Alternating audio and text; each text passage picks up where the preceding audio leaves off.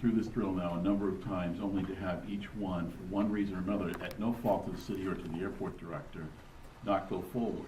So within those parameters of what we already have established relative to this property and its commercial value and what we'd like to see there, we believe at this point in time that it would be in the city's best interest to authorize the manager to work with realtors and others in a non-exclusive manner so that any of them could come forward within the parameters of what the council's seen in the past and see if we can't ink a contract and move this along versus coming in front of the city council, spending a long time through the process and going through another and having the bad press essentially that comes with someone backing out, because I think there are things that we can do up front to ink a deal that would keep that from happening and make it less likely. So we think it's in the city's best interest. We wouldn't be outside the parameters that have already been established in front of this committee, and we believe that it's probably the appropriate thing to do right now in this market at this time.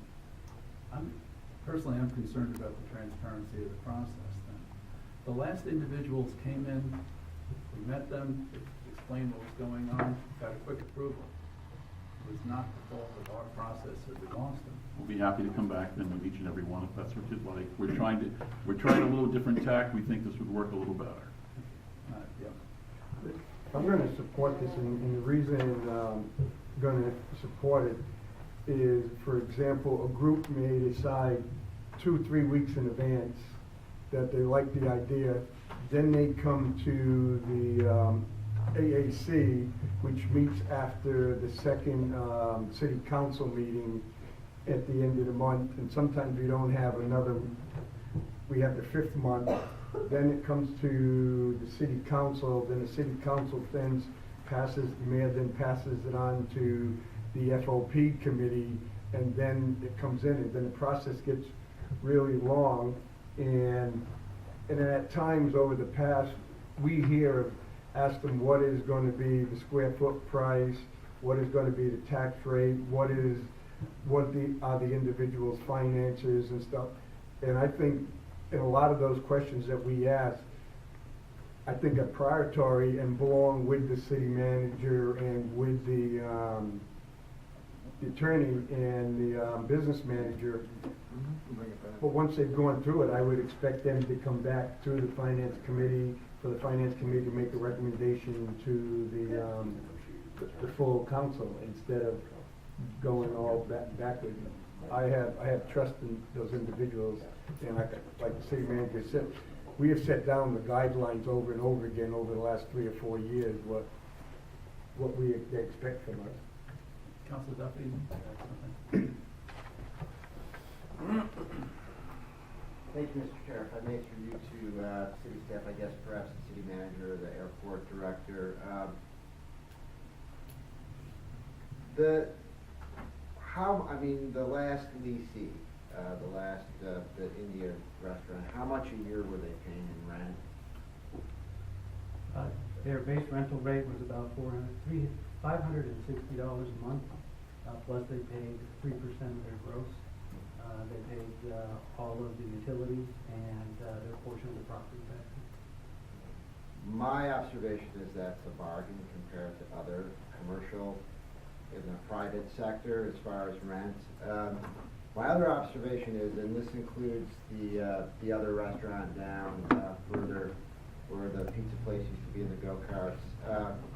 Those are locations that I think are challenging.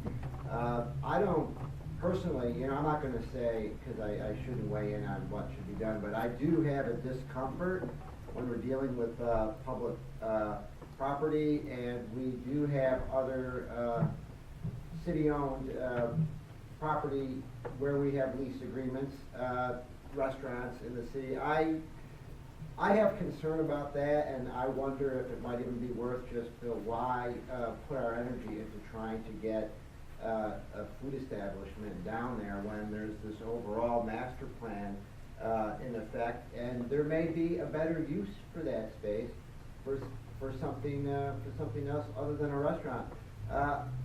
That's just an observation. I'm just uncomfortable with the idea of trying to expedite this. We have had, as you said, Mr. Chair, a number of commercial or an interest that for one reason or another, and I don't think it's anything the city did, I don't think it was the process, it just didn't work out. One of the first person who wanted to have an airport theme in there, I think there are a number of restaurants that started and closed.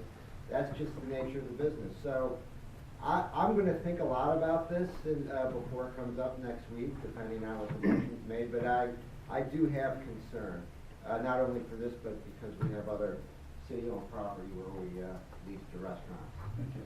Yeah. Just a clarification, the normal leases don't require AC approval, do they? We typically try to take everything through the Airport Advisory Commission. But as Chris mentioned, they need once a month. Depending on, if, for example, the Finance Committee authorized a negotiation but no execution, now at least we're 2 cycles into that. So. Yeah. Councilor Phil. I'm going to agree with Chairman Greenwald. I think the process works. All these individuals that have withdrawn, it wasn't because of the process. It was just because, financially, for whatever reason, they just decided to bail. I think when we're dealing with city property, which realistically is taxpayers' property, we need to keep the transparency and the appearance of transparency to the best of our ability. And I'm not saying for a second that if we went the other way, that there would be anything, dishonest or not above board. But it's the appearance. It's perception is reality. And I think when we're dealing with, like I said, with properties that the taxpayers are funding, I think it all has to be completely transparent. And once again, I don't think anybody's withdrawn because of the process. They withdrawn for personal reasons. Well, I'm just wondering why we even own 471 Old Homestead Highway. Why don't we just sell it? It used to be private property, and I understand we took it for taxes. Why don't we just sell it? As for the terminal building, that's a different situation. But we have other excess property in town that we, occasionally put on the market. I don't see any reason why we need to be in the real estate market, as far as that particular property goes. It used to be a growing establishment, all the time I was growing up as a private place. So why don't we just sell it? Thank you. Yeah, I would just point out that the property in question, we did not take it for taxes. We actually bought it as part of an obstruction clearing project. And we also got with that deal an additional 15 acres, which has significant development potential.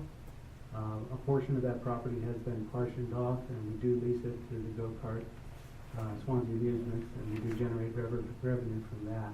And I think the desire is obviously to generate additional revenue through the lease of this building, if not the remainder of the property.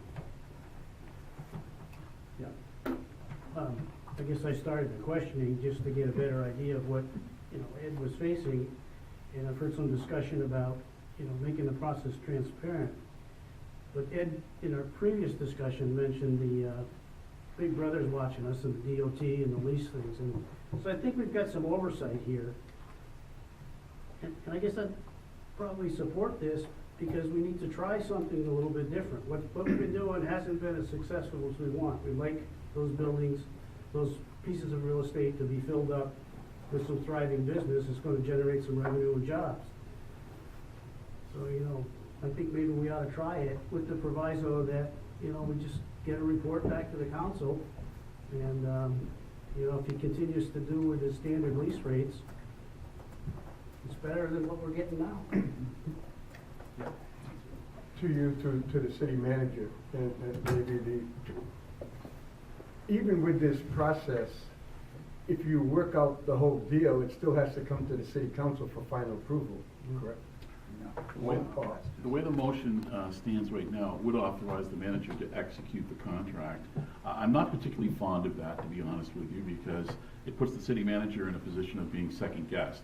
But the process itself has just been so difficult that we thought maybe this was one of those instances where perhaps we ought to try something a little different. But I'm very happy to do it whatever way the council feels most comfortable. And so if you're not comfortable with the way we're suggesting here, we can certainly understand that. We can back up and do it differently.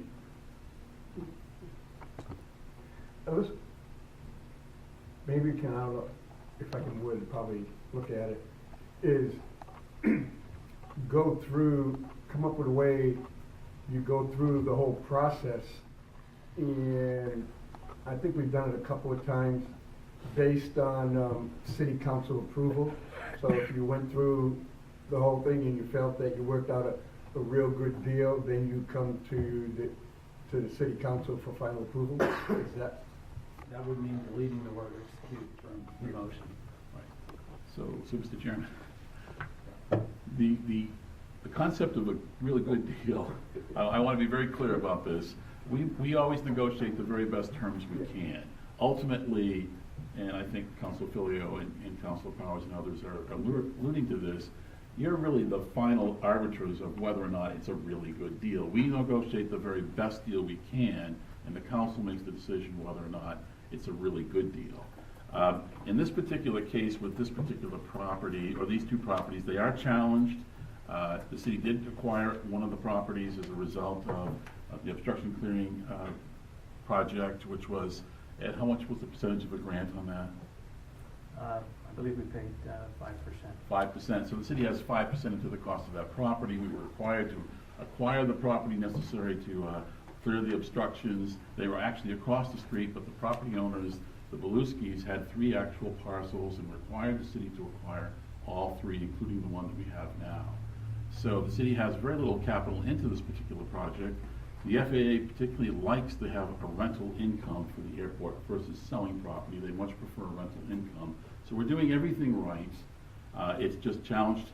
One of the things that the city attorney and I were talking about a moment ago is perhaps we can get someone's name on the line with their check up front and a tentative agreement with the city manager, subject to the final approval of the city council. It's a little different than we do it now, but that might help solidify a real proposal that someone couldn't walk away from quite so easily. Would the city attorney want to propose some change wording to the motion? to that I part? think that the city manager would be able to do that by removing the term execute, because you're giving the city manager the opportunity still to go and negotiate to go out and find, negotiate, put it down in writing, have the other person sign off on it, subject to approval by the city council and the good faith money up front. That would all be part of the negotiation. Yeah, Council I'm just gonna move for a motion. On the recommendation, delete the words and execute. Is there a second? Second. Motion made and seconded. Comments from the public? Councilors present? Committee? Hearing none, seeing none, all in favor? Got there. Long way around the There we track. go. It's a big airport.